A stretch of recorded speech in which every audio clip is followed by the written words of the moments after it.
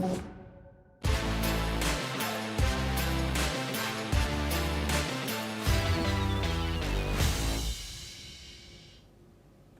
and welcome. I'm Asuma Katauga and you're watching World of Sports on NewsX World. Let's take a look at the top headlines, top stories from the sports world over the last week. With Max Verstappen's victory in last week's Formula One Grand Prix, the race for the Drivers' Championship comes down to the last race of the season between Verstappen and McLaren duo Piastri and Norris.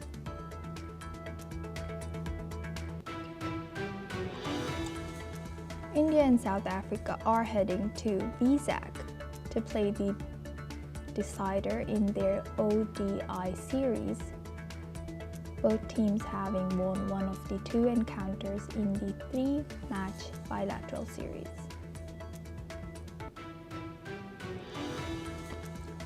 FIFA will introduce a new annual award, FIFA Peace Prize. Football unites the world, with US President Donald Trump among the contenders during the 2026 World Cup draw in Washington, D.C.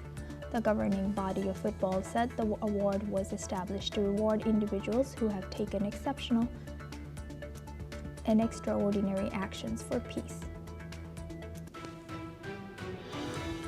Anastasia Potapova has become the latest Russian-born tennis player to switch international allegiance after the world number 51 said her application for Austrian citizenship was approved. Masters champion Rory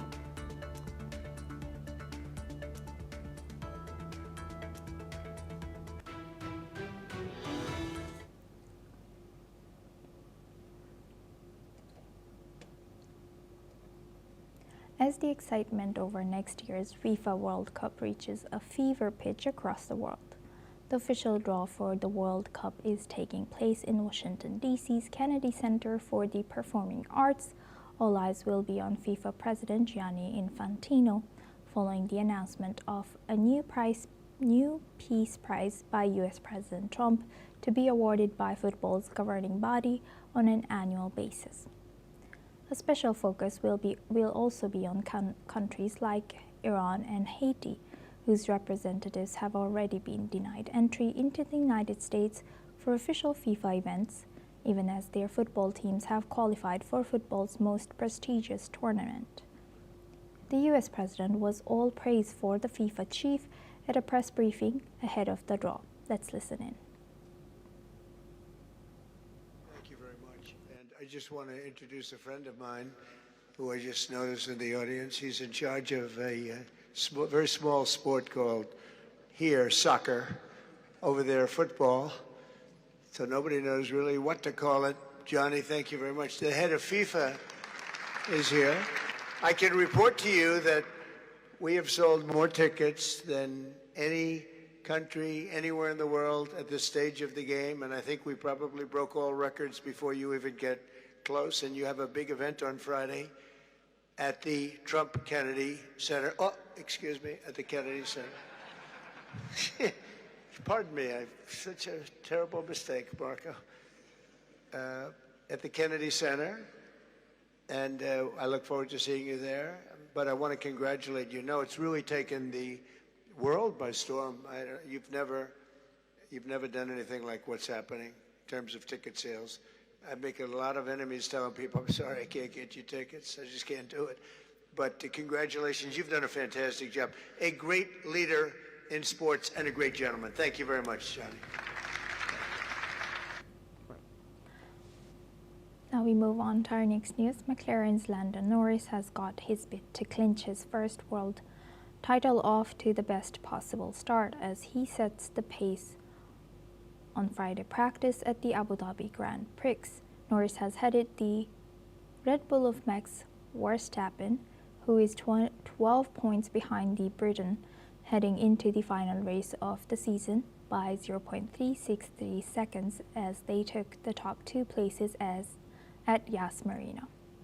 The third driver in contention, McLaren's Oscar Piastri, was 11th fastest after encountering traffic on his fastest lap. The Australian is 16 points adrift of Norris and faces a stiff task to enter into serious title contention. Norris will win the title as long as he finishes on the podium on Sunday, regardless of anyone else's results. Verstappen needs to win the race with Norris lower than third, or be second with him lower than seventh. McLaren, meanwhile, have said that if the race develops in such a way that Piastri is out of contention, but Norris needs to gain a place to win the title, they will ask the Australian to help out.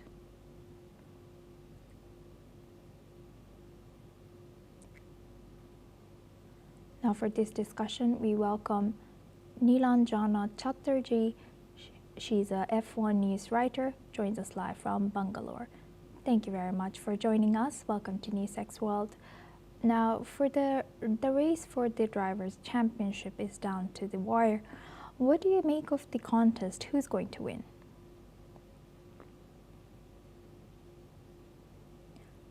Ms. Chatterjee, you might be muted here.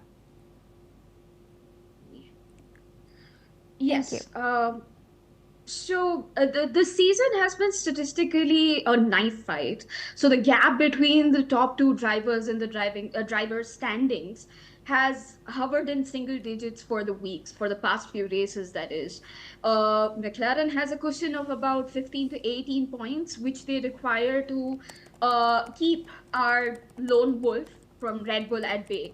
So, to say the least, this Sunday, the final race is going to be quite entertaining and messy, to say the least. However, my analysis usually says that the lone wolf, that's Max Verstappen, he could convert 85%, he has converted 85% of his front row starts and even his back row starts into wins or a podium. So my best bet is it could be Max Verstappen again, because he has the expertise, he has the experience, though McLaren has the car. But if and only if Lando Norris doesn't bottle up the race, I really think Max Verstappen has a go this time to win the fifth. And Ms. Chatterjee, McLaren may have the better cars, but Verstappen is a four-time champion. So McLaren have said that they may resort to team tactics to secure the win. What are your views on this? McLaren absolutely has to factor in Verstappen's 4 titles into their race strategy, mostly because he weaponizes his experience to the level that even if he starts from the back of the grid, he manages to finish in the front. You don't win 4 championships and 60 plus races by just being polite into turn 1. He pushes out both his elbows when it comes to trying to outrun anyone who starts on pole position in qualifying. So if McLaren were to plan out their race strategy, they would have to prioritize on having their cars in clean air, being aggressive with their undercuts, because Verstappen rarely gives overcuts for free, and avoiding split strategy that could isolate the leading driver. He will punish the driver who is ahead of him, orphaning any strategy that Red Bull adheres to. So they don't really need to fear him, but they need to err on the side of caution if Verstappen ends up maybe P2 or P3 while starting the race in Abu Dhabi. Thank you very much, Ms. Chatterjee, for sharing that insight. Now, who could potentially play the role of spoil sport in the final race as far as the Drivers' Championship is concerned? To be absolutely frank, spoiled sport, being a spoiled sport in any given sport, be it cricket in India or motorsports in UK and the US, is quite a common phenomena. But my best guess is the spoil sport could be a team instead of a single driver. Uh, I think it would be Ferrari. They have had a sporadic burst of pace or nothing at all throughout the entire season. Leclerc's qualifying peak alone can throw a wrench into the front row dynamics.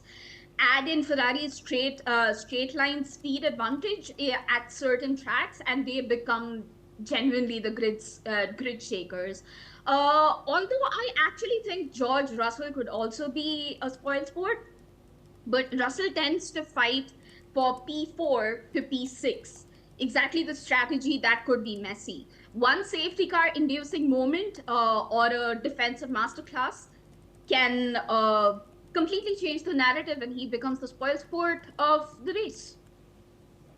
Yes, and what did you make of the first practice session? Is Norris looking in good touch?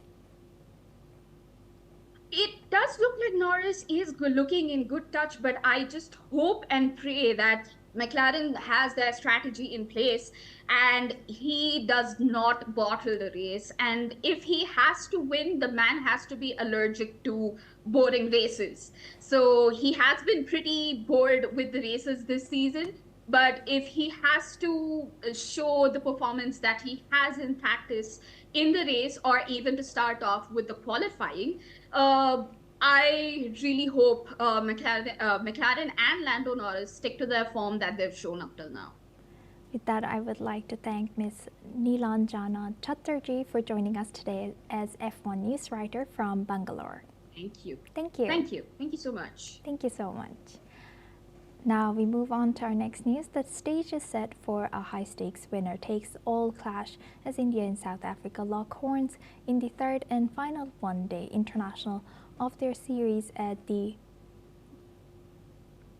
DRYS Raja Sekhara Reddy Cricket Stadium in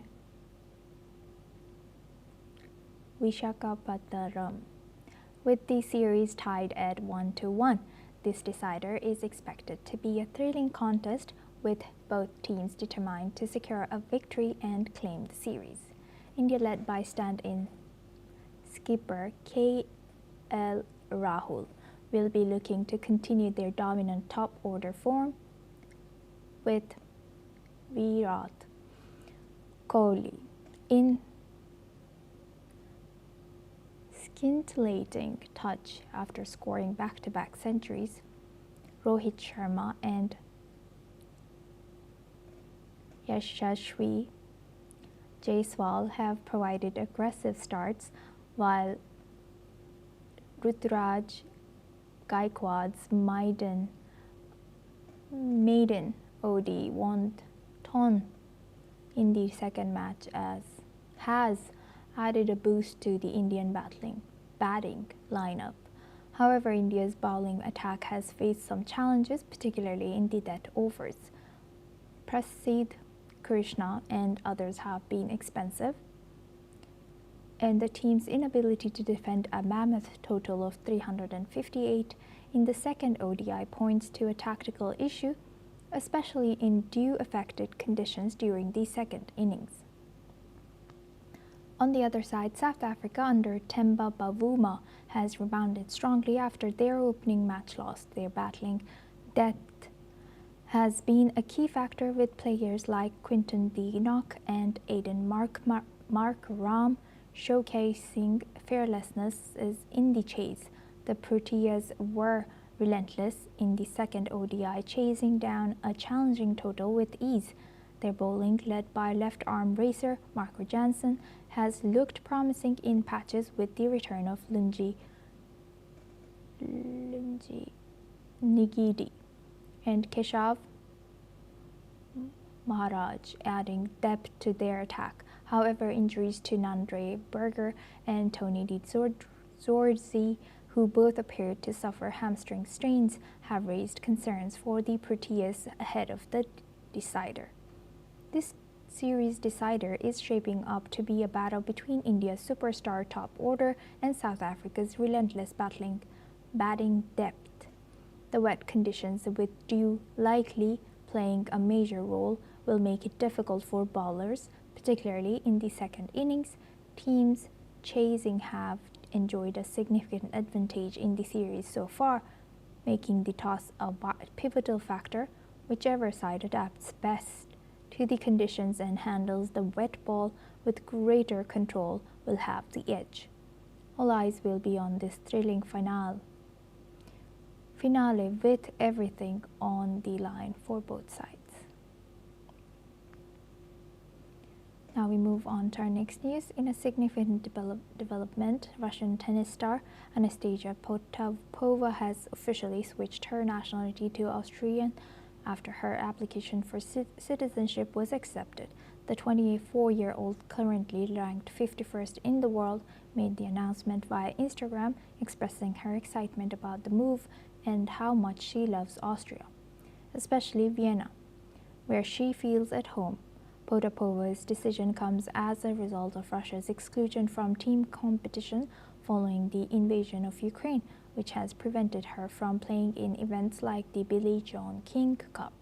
Potapova represented Russia in that prestigious tournament in 2018 and 2019, but now starting from 2026, she will be eligible to compete for Austria, replacing Julia Graber as the country's new #1 ranked player.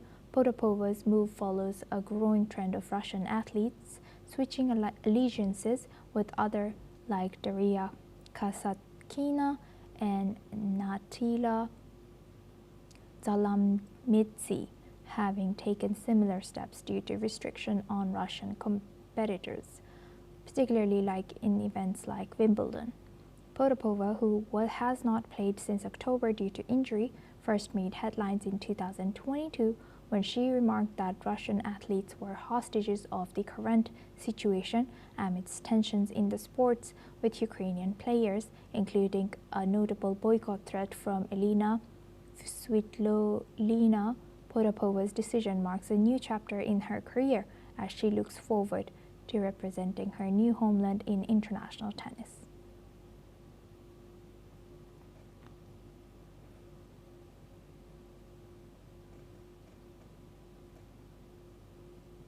Now let's slip into a short break. Oh my god, this